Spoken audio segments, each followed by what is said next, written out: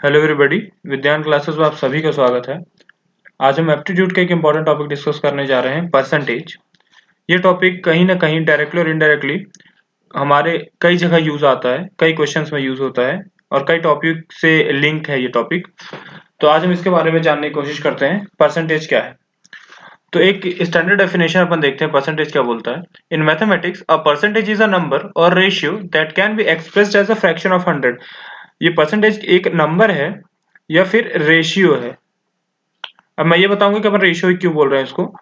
एक नंबर भी है या एक रेशियो है जो कि अपन फ्रैक्शन के फॉर्म में लिख सकते हैं, जो कि किसका फ्रैक्शन रहता है, 100 का, है ना। जब भी अपन परसेंटेज की बात करते हैं तो 100% जब भी अपन बोलते हैं तो 100% को ऐसा वन ट्रीट किया जाता है। एक कोई भी चीज पूरी की पूरी अगर बोलेंगे कि अपन कि मेरी कोई भी चीज है, कोई भी सामान है, ये 100% मुझे दे दीजिए, इसका मतलब ये है कि पूरी की पूरी मुझे दे दीजिए, वो होल जो थिंग है सारी सारी उसे दे दीजिए। जैसे हम कहेंगे कि कोई भी सामान हो गया, कि फॉर एग्जांपल अपन बात कर लेते हैं, एक लैंड की बात कर लेते हैं। ये एक लैंड है और एक ओनर बोलता है I want to purchase this whole land.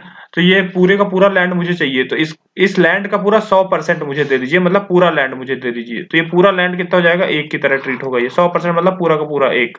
एक का जब इसका बोलेंगे आधा लैंड दे दीजिए, तो इसका क्या, आधा मतलब हाफ, हाफ मतलब 50%, इसका 50% इसका आधा हो जाएगा। ठीक है, तो अपन ये देखेंगे अभी ये कैसे 50% को फ्रैक्शन में कन्वर्ट करते हैं, ये सब अभी अपन देखेंगे। तो ये डेफिनेशन यही बोल रही है कि a percentage is a number or ratio that can be expressed as a fraction of 100. If we have to calculate percent of a number, divide the number by whole and multiply by 100. Hence the percentage means a part per 100.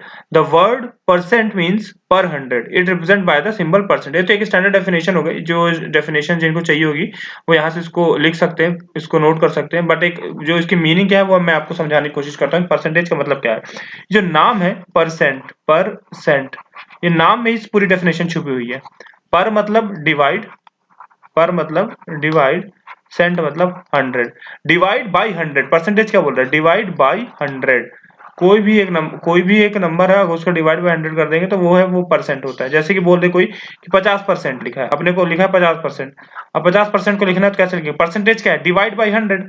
50 divide by 100, ये इस sign का मतलब क्या है, divide by 100, है ना। 50 divide by 100, इसको solve करेंगे तो 50 दूनी 100, 1/2, तो आधा आ जाएगा। 50% मीन्स हाफ। तो हम यहाँ से परसेंटेज को हम फ्रैक्शन में चेंज कर लेंगे।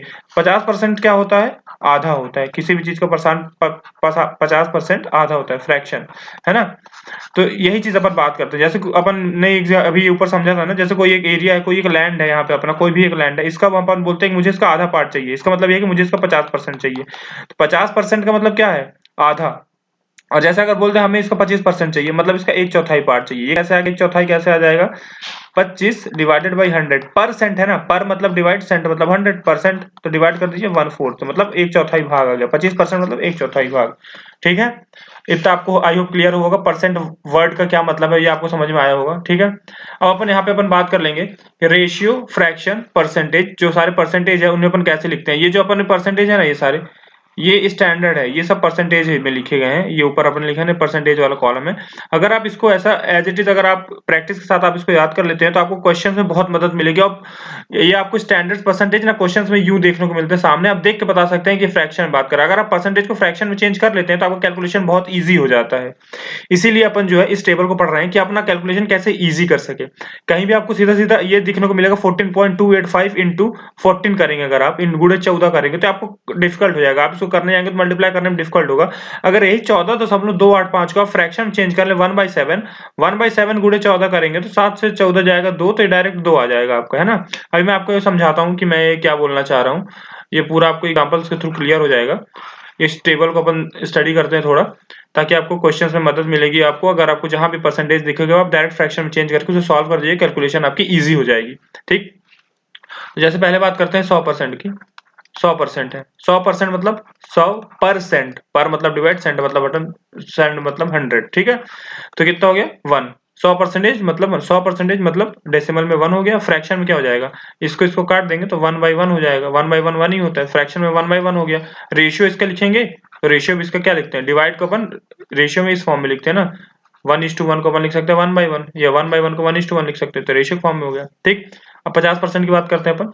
50%, 50%, 50 परसेंट। ठीक, कितना हो गया 1/2 हो गया। इसको रेशियो के फॉर्म में लिखेंगे अगर अपन तो क्या लिखेंगे 1:2 लिखेंगे, है ना, 1:2 लिखेंगे। और अगर इसको अपन डेसिमल के फॉर्म में लिखेंगे तो 1/2 का अगर डेसिमल फॉर्म में लिखेंगे डिवाइड करेंगे तो 0.5 आता है, तो डेसिमल फॉर्म में 0.5 हो गया, रेशियो फॉर्म में 1:2 हो गया, फ्रैक्शन के फॉर्म में 1/2 हो गया। ठीक, अब मैं आपको समझाना चाहता हूँ कि अपन को जो है ये जो फ्रैक्शन है ना, ये जो परसेंटेज है, इसको फ्रैक्शन में क्यों चेंज करना चाहिए और क्यों चेंज करेंगे तो क्या इसका बेनिफिट होगा, कैसा कैलकुलेशन इजी होगा, आप समझिएगा। जैसे किसी क्वेश्चन में गिवन है कि आपको फॉर एग्जांपल 9 का 33.33% निकालना है। बताइए आप इसको कैसे करेंगे। अगर आप इसको करने आएंगे तो आप इसको डिवाइड इंटू करने लग जाएंगे, मल्टीप्लिकेशन में थोड़ा टाइम लगेगा।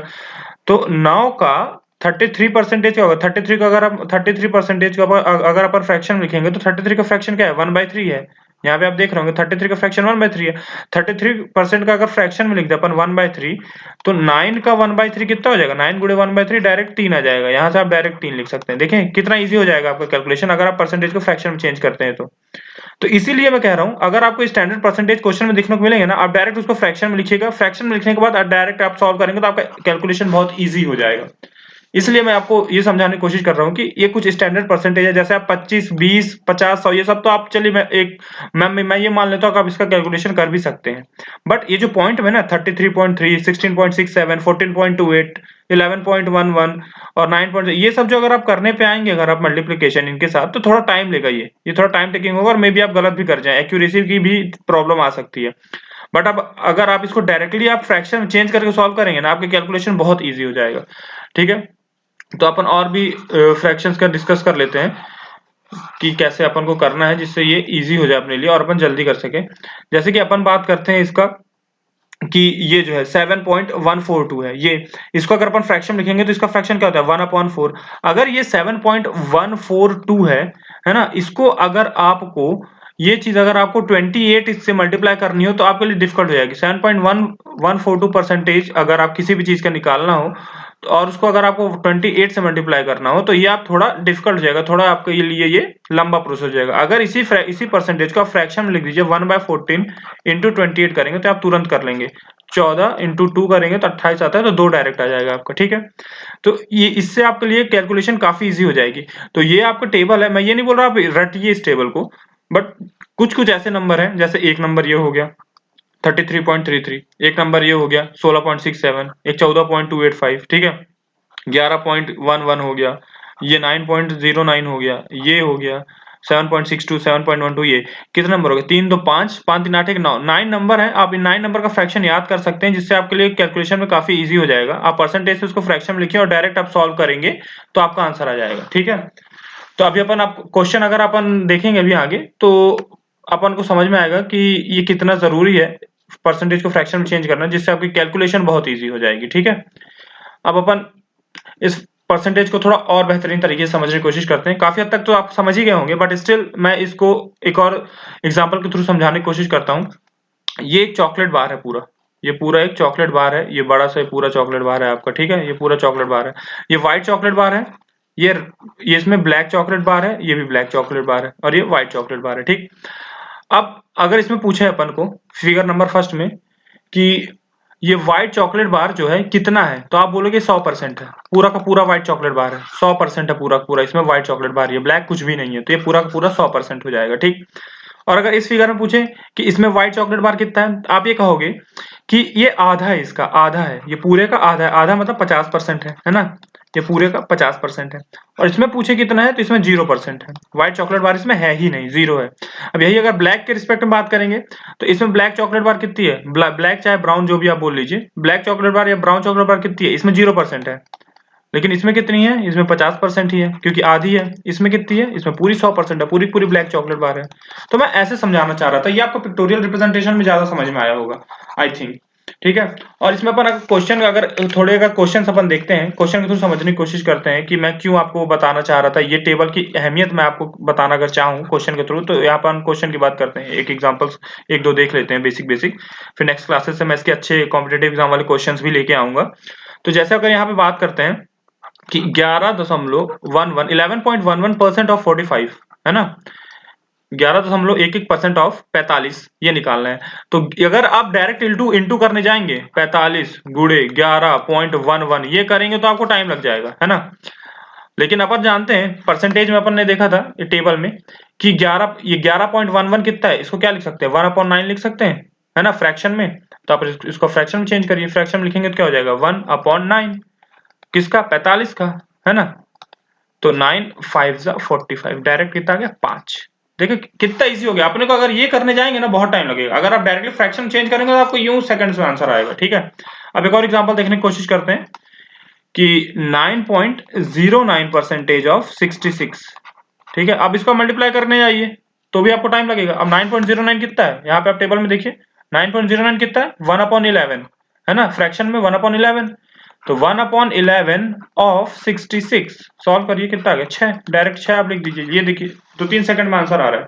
लेकिन अगर आप ऐसे जाएंगे तो आपको टाइम लग जाएगा।